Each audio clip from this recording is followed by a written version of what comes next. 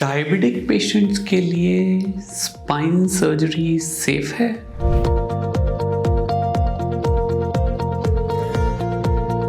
या ऐसा है कि स्पाइन सर्जरी डायबिटीज़ पेशेंट को नहीं करानी चाहिए? जब कोई इंसान स्पाइन सर्जरी के लिए जा रहा होता है तो उसके मन में बहुत सारे सवाल होते हैं, और स्पेशली अगर कोई घर का बड़ा है, जैसे आपकी माताजी हैं, आपके पिताजी हैं, तो नेचुरली इस तरह की बातें मन में आती हैं कि क्या ये सर्जरी कराना सेफ रहेगा।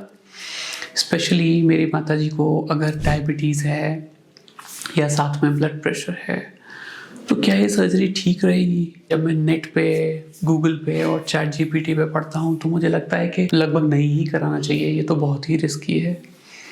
तो एक्चुअली में क्या होता है, या एक डॉक्टर का इस विषय पे क्या विचार है, इस पे डिस्कस करते हैं। देखिए, डायबिटीज़ एक ऐसी बीमारी है जो दो तरीके से होती है, आप जानते हैं, डायबिटीज़ टाइप 1 और डायबिटीज़ टाइप 2।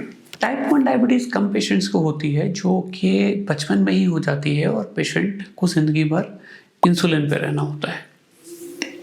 दूसरी डायबिटीज़ लाइफस्टाइल रिलेटेड होती है ज़्यादातर, और वो बाद की एज में होती है, जब आपकी एक्टिविटी घटने लगती है और आपकी चलने फिरने में दिक्कत होती है, या जब आपकी एज बढ़ती है 50s 60s में ये होती है। और जाहिर है इसी टाइम पे आपके घुटने, नीज, स्पाइन खराब हो रही होती है और इन सर्जरीज की ज़रूरत पेशेंट को पड़ रही होती है। तो ये सवाल आता है कि जिसको डायबिटीज़ है उसकी सर्जरी कितनी सक्सेसफुल होगी।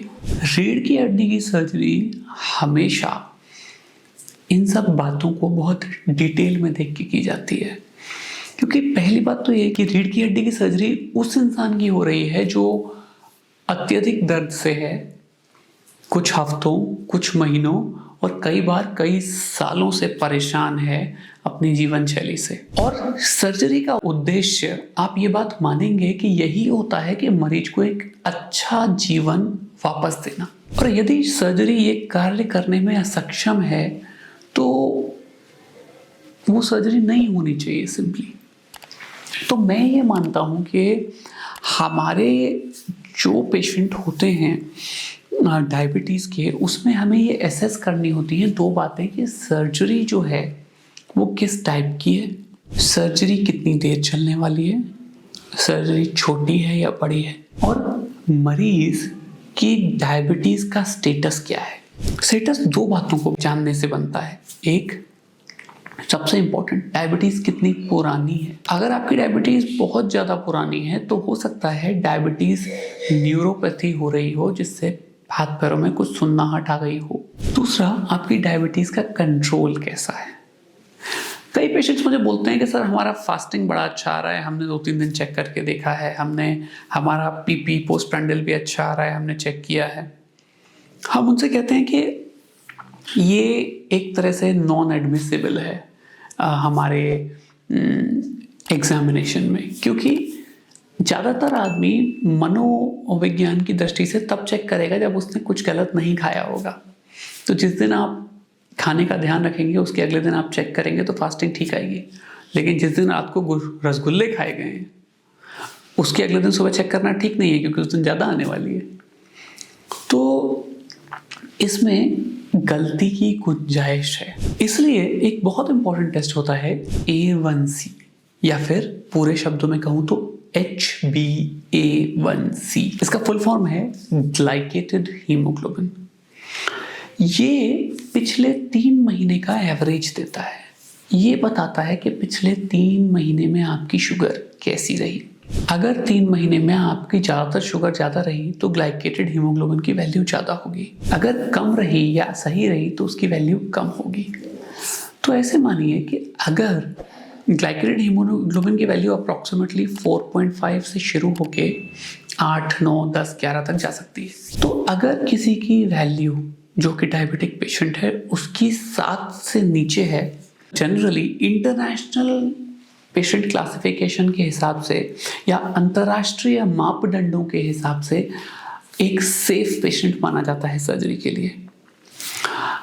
मैं अगर अपनी पर्सनल बात जोड़ दूं इसमें, तो सेफ्टी प्रोफाइल मेरी और ज़्यादा है, मैं इंटरनेशनल रिकमेंडेशन से भी ऊपर जाता हूँ और मैं 6.5 डिमांड करता हूँ HbA1c या उससे कम। आइडियली मैं 6 भी डिमांड करता हूँ। ऐसा करने में बहुत ज़्यादा मेहनत लग जाती है, कई पेशेंट्स का हो ही नहीं पाता। पर ऐसा करके जो मेरा इन्फेक्शन रेट है वो वर्ल्ड इन्फेक्शन रेट का 1/10 है। हमारे इन्फेक्शन लगभग ना के बराबर होते हैं, लगभग 0 हैं। साल 2 साल में एक आध पेशेंट को थोड़ा बहुत होता है, वो भी दवाइयों से ठीक हो जाता है। उसका कारण ये है कि हम जो इंटरनेशनल रिकमेंडेशन है कि मिनिमम आपको ऑपरेट करने के लिए 7 चाहिए, हम उसको 6.5 मान के चलते हैं और आइडियली 6 एक्सपेक्ट करते हैं पेशेंट से। 7 से 8 को इंटरनेशनली ये माना जाता है कि ये मॉडरेट रिस्क है पर सर्जरी की जा सकती है। 8 के ऊपर ये माना जाता है कि नहीं ही करनी चाहिए, 8.5 के ऊपर तो बहुत ज़्यादा कॉम्प्लिकेशन रिस्क बढ़ जाता है। तो मेरा ये मानना है कि अगर आपको लैट्रिन बाथरूम की दिक्कत नहीं हो रही है, अगर आपको पैरालिसिस नहीं हो रही है, आपकी दिक्कत इतनी ज़्यादा नहीं है कि आप दवाइयाँ लेने के बावजूद चिल्ला रहे हैं दर्द से, अगर ऐसी 3 बातें हैं, लैट्रिन बाथरूम की दिक्कत है, अगर आपको पैरालिसिस हो रही है या आप दर्द से चिल्ला रहे हैं और दवाइयाँ ठीक नहीं कर पा रही हैं अत्यधिक दर्द में, तो सर्जरी करनी ही पड़ेगी, चाहे HbA1c क्या भी कुछ भी हो, रिस्क लेके। बट अगर ये तीनों बातें नहीं हैं और आपकी दिक्कत 2-4 दिन की नहीं, 4, 6, 8, 10 महीने की दिक्कत है, तो 15 दिन, 2 महीना, 15 दिन, 3 हफ्ता, 4 हफ्ता रुकने में कोई दिक्कत नहीं है। एक बढ़िया एंडोक्राइनोलॉजिस्ट की सलाह लेके, DM एंडोक्राइनोलॉजी एक डिग्री होती है, जो DM एंडोक्राइन के डॉक्टर्स होते हैं वो बहुत अच्छा शुगर कंट्रोल करके देते हैं, और उनसे सलाह लेके, उनसे बात करके और अच्छा खान पान खाने का स्ट्रिक्ट कंट्रोल करके डायबिटीज़ को कंट्रोल में लाया जा सकता है। एक बार आपकी वैल्यू ये आ गई तो आप सर्जरी करवा सकते हैं। अब पेशेंट कहते हैं कि चलिए डॉक्टर साहब हमारी वैल्यू 6.1 आ गई तो आप सर्जरी तो कर देंगे, तो अब कोई दिक्कत नहीं है, अब उसके बाद हम कुछ भी करें क्योंकि इन्फेक्शन तो हुआ नहीं। मैं आपको ये बताना चाहता हूँ कि अगर ये वैल्यू ज़्यादा है तो ऑपरेशन का रिस्क 300% बढ़ जाता है। 300% इन्फेक्शन, आप समझ रहे हैं, हद दर्जे का इन्फेक्शन बढ़ता है यदि किसी इंसान को डायबिटीज़ कंट्रोल नहीं है और उसकी सर्जरी की जा रही है। और हम ऐसा बिल्कुल नहीं चाहते क्योंकि उस पेशेंट को अत्यधिक दर्द होता है, उसकी कई रिपीट सर्जरीज होती हैं, स्पाइन में पस आने लगता है, और इन सब चीज़ों से बचने का सबसे अच्छा तरीका है कंट्रोल। दूसरी एक और बात, जिन पेशेंट की डायबिटीज़ अनकंट्रोल होती है उनको ऑपरेशन के बीच में भी दिक्कतें होती हैं, उनका ब्लड प्रेशर मैनेजमेंट OT के बीच में अच्छा नहीं रहता। दूसरी दिक्कत की बात, ऐसे पेशेंट्स को जैसा मैंने बताया न्यूरोपैथी हो गई होती है, मतलब पैरों की नसों में कम पता लगने लगा होता है, तो इसके चक्कर में डायबिटिक न्यूरोपैथी की वजह से पेशेंट को सर्जरी का जो अच्छा रिजल्ट होता है वो नहीं आता, क्योंकि सर्जरी से आपने नस का दबाव तो हटा दिया, लेकिन जो नस में परमानेंट डैमेज हुआ है बहुत दिनों तक शुगर ज़्यादा रहने की वजह से, वो हम ठीक कर ही नहीं सकते, वो तो डायबिटीज़ की वजह से है। जब डायबिटीज़ कंट्रोल होगी तब जाके वो डैमेज आगे होना बंद होगा, तो वो ठीक करना तो असंभव हो जाता है। इसलिए पेशेंट को बहुत ज़रूरी है कि उसकी डायबिटीज़ कंट्रोल ही रहे और आजीवन कंट्रोल रहे। अब मैंने बात कर ली कि कितना इन्फेक्शन बढ़ता है, मैंने बात कर ली आपसे कि डायबिटीज़ कंट्रोल ना होने से सर्जरी के दौरान भी रिस्क बढ़ता है। अब बात करते हैं सर्जरी के बाद की बात। सर्जरी अगर आपकी फ्यूजन सर्जरी की जा रही है तो फ्यूजन किया नहीं जाता है एक्चुअली, हम तो बस स्क्रू और पेच लगाते हैं टी-लिफ सर्जरी में, और उसके बीच में एक केज रखते हैं और बोन ग्राफ्ट रख देते हैं।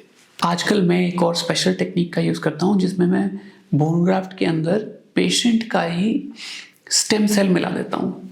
ये एक बहुत इम्पॉर्टेंट टेक्निक है जिससे कि फ्यूजन की रेट कई गुनी बढ़ जाती है, और मेरे पेशेंट्स का फ्यूजन बहुत फास्ट और जल्दी होता है और बहुत जल्दी उनको बैक पेन से आराम मिलता है। तो स्टेम सेल मिला के जब फ्यूजन किया जाता है तो बहुत ज़्यादा अच्छा रिजल्ट मिलता है। अब दूसरी बात मैं बताता हूँ कि फ्यूजन इस बात पर निर्भर भी करता है कि सर्जरी के फ्यूजन होता है 3 से 4 महीने में, 1.5 महीने में भी होता है कभी कभी, बट मोटा मोटा 3 महीने में। पर फ्यूजन इस बात पे भी निर्भर करता है कि इस सर्जरी के 2, 3, 4, 5, 6 महीने पे आपका शुगर कैसा था।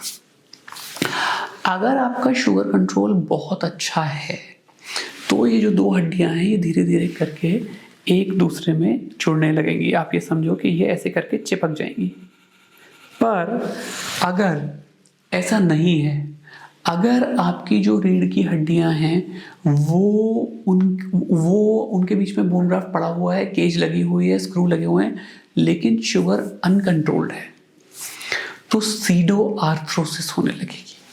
मतलब शरीर वहां पर हड्डी नहीं बना पाएगा, और हड्डी न बनने से फ्यूजन नहीं होगा। फ्यूजन नहीं होगा तो पेशेंट को बहुत दिनों तक, या फिर ये कह लो इनडेफिनिट टाइम तक दर्द होता रहेगा, उसके कमर में, उसके पैरों में। और एक और इम्पोर्टेंट बात, अगर फ्यूजन बहुत दिनों तक नहीं होता है तो पेशेंट इतने दिन दर्द में रहता है, कभी कभी इम्प्लांट फेलियर होने के चांसेस भी हो सकते हैं। एक और बात है, अगर ब्लड शुगर कंट्रोल नहीं है तो फिर कभी कभी इम्प्लांट जो होता है उसका लूज होने का चांस भी बनता है। तो मेरी पेशेंट से यही दरखास्त रहती है कि आपको शुगर सर्जरी के लिए कंट्रोल नहीं करना है, क्योंकि दर्द हो रहा है इसलिए आप सर्जरी के लिए कंट्रोल कर रहे हो। उसके आगे ठीक रहने के लिए भी जीवन भर शुगर कंट्रोल ही रखना है। शुगर आप बढ़ने दे ही नहीं सकते, शुगर जीवन भर कंट्रोल रहेगा। शुगर खाली सर्जरी के लिए कंट्रोल करने की जरूरत नहीं है। हाँ, ये बात सच है कि सर्जरी के लिए कंट्रोल करना अत्यधिक जरूरी है, मस्ट है, और अगर उसको नहीं करेंगे तो पेशेंट को फायदा नहीं आएगा।